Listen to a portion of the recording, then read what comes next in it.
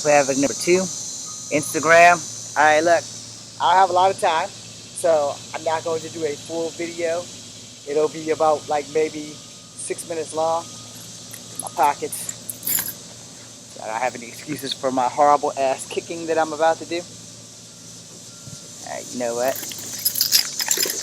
Damn. So, in honor of the Warrior of Virtue, also in honor of the fact that I promised you guys on both Instagram and Kung Fu Habit 2 that I would do a video with this hula hoop supplementing the ring training from the Kangaroo and the Warriors of Virtue. So I'm just going to do basics and keep it simple. Your do's and your don'ts and stuff like that.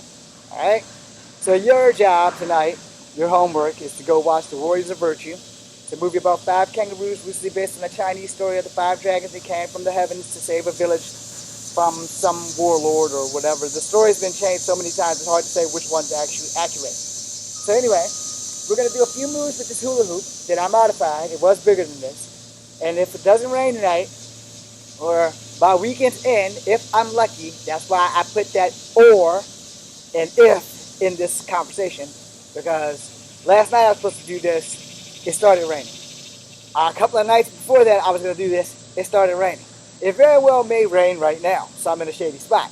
But anyway, I'm going to do some workout with this damn ring to simulate that from the Warriors of Virtue. At some time before the end of the month, I will be able to do it better. I have not found an opponent to play the bad guy for my Scarlet Spider thing, so that's still happening. So let us begin, and hopefully you guys will like what I do. So a lot of ring fighting is training so that you can fight close quarters. So here, here, here, here. These are your protecting movements, basically. So you're blocking, you're blocking, you're blocking. It's to teach you how to keep your arms in close quarters for like Kung Fu and Wushu or Wing Chun, depending on who's teaching you what. But all movements in martial arts all are related. They just have different names for them. So, gotta fight with the ring. Alright, so this is where things go from movie to complicated as fuck. Alright, so 9 times out of 10, you're not gonna have a hula hoop or a ring in real life. Looks cool as fucking movies. But in real life, you're gonna be able to fight with it. It's just not gonna be as extravagant as you will see in the movie The Warriors of Virtue. So, someone throws a punch, your job is to lock it and then block it, you know. So you see how well that hula hoop just came back and almost hit you in the face? Now you see why you're probably never going to use this in a real fight. Just keep it real, you know. I'm not going to say that you can't. I'm just going to say it's highly unlikely that you will. So range of motion is everything, and movement. You know, so you have this, you know, someone throws a staff.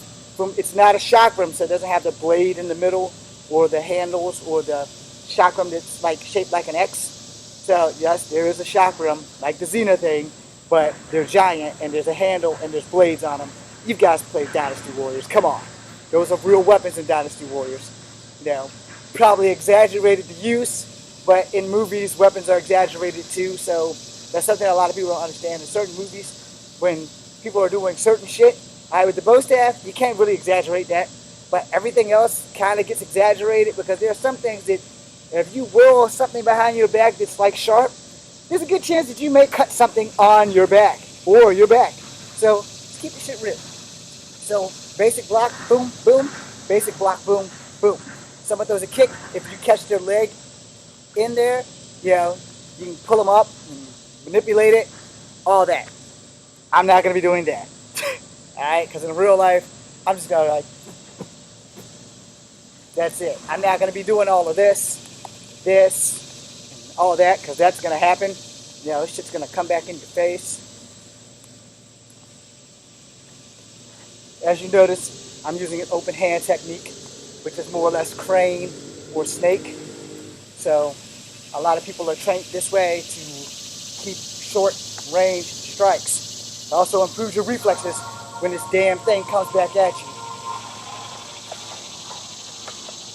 I'm going to go a little bit longer. So, I'm going crane.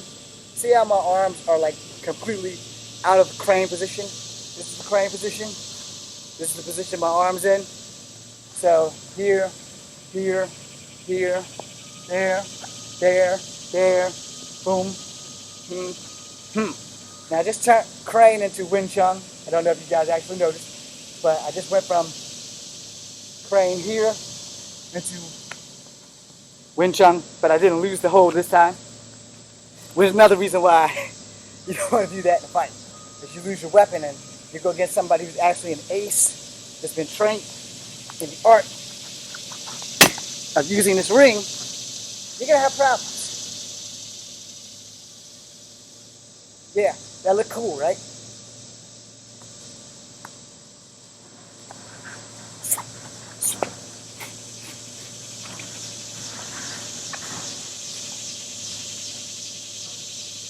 You'll see a lot better when you go watch the Warriors of Virtue, because the guy will be blocking it, spinning it, bing, bing, bing, bing, there, all kinds of cool shit. So, strike to the gut, when they bend over, flop there, pull there. That's pretty much the best move you could probably use with this thing. Like boom, boom, rock. When you lock it around their head, pull in, pull a knee to them. So jab, boom, boom, boom, that kind of thing, useful. This, not useful. This, somewhat useful, mostly not. It's not like the chain whip. Chain whip, when you throw that thing down and you kick it out, you know you're going to be able to bring it back. This hula hoop, ring thing, not so much. Defensively, unless that happens, plus the real rings are made out of metal, not this plastic shit. So you got a good chance of fighting somebody with it. It's just that there's that control factor. This is why I said you're going to go watch the Warriors of Virtue as your homework, so you can see what an actual expert with the ring training does. So here, these are your blocks. Boom, boom, here. Yeah, it looks like a steering wheel. Boom, boom, boom, That's your transition. That's you dropping your weapon. So you gotta have a good damn grip.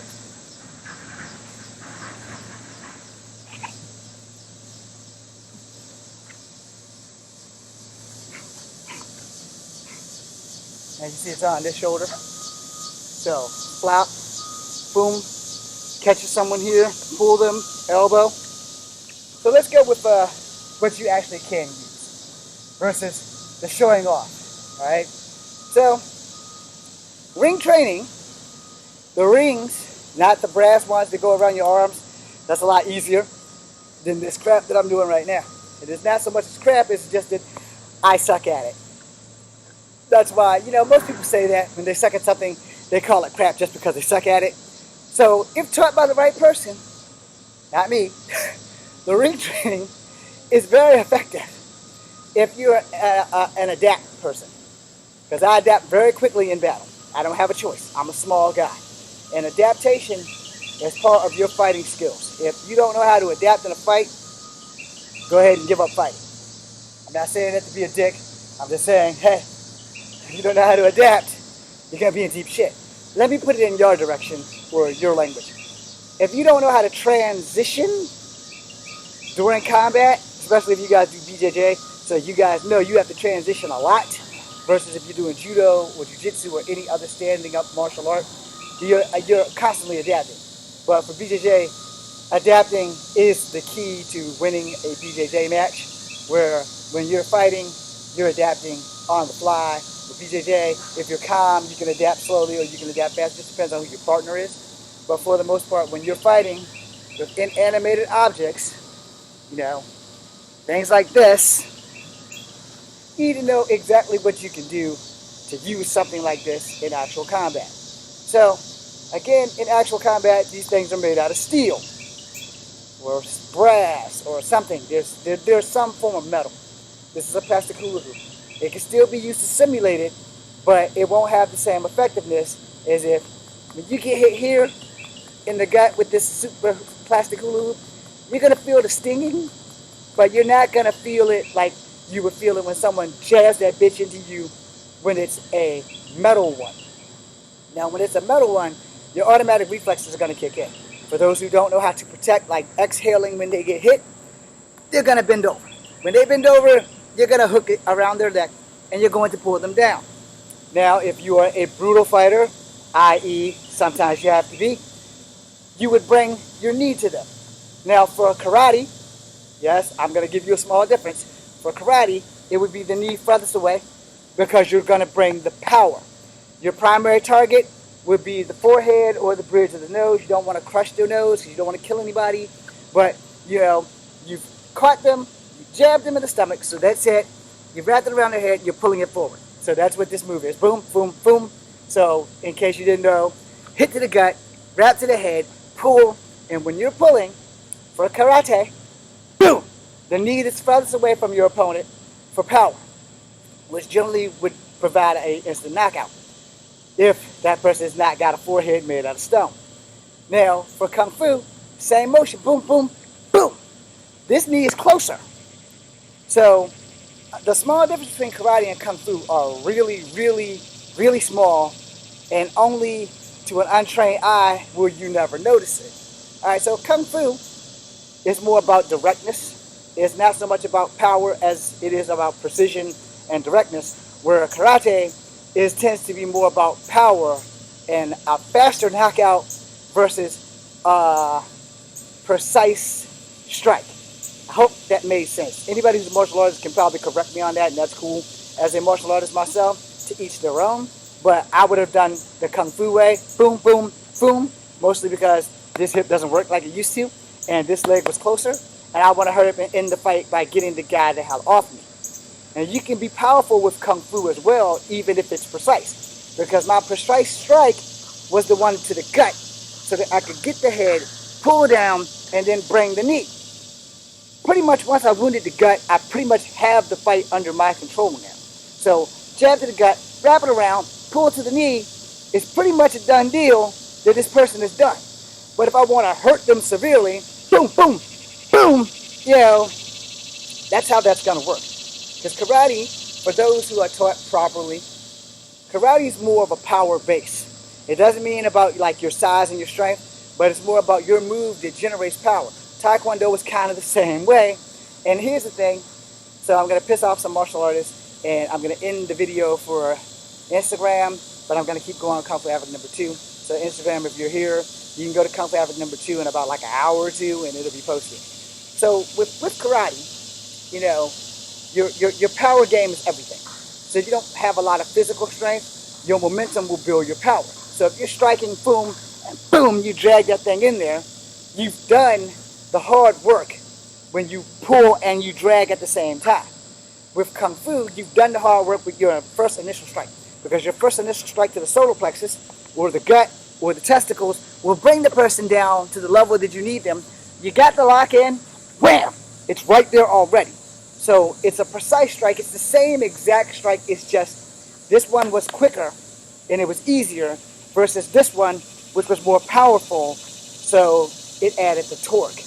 Again, if you are a martial artist and you have no idea what I'm talking about, alright, so there's a lot of different fighting styles out here, and each style is related to another style move-wise. All the names of the kicks are different, but at the same time, you have to understand how your body works. You have to understand how someone else's body works. And I'm going to try a reverse tornado kick. And pray I don't have to go to the hospital. Lift this thing. Boom. So there, still got it. I'm going to pay for that later. This ends for you guys on Instagram. Kung Fu Africa number 2, we're still going to do.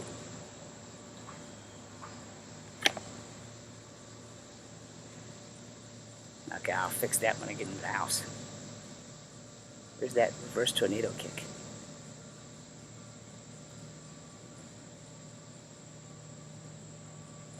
Yeah, I'm still trying to find the picture. Okay, we'll just do that. Okay, so you find yourself fighting with the ring. Uh-oh. It's getting a little dark out here. I better hurry this up.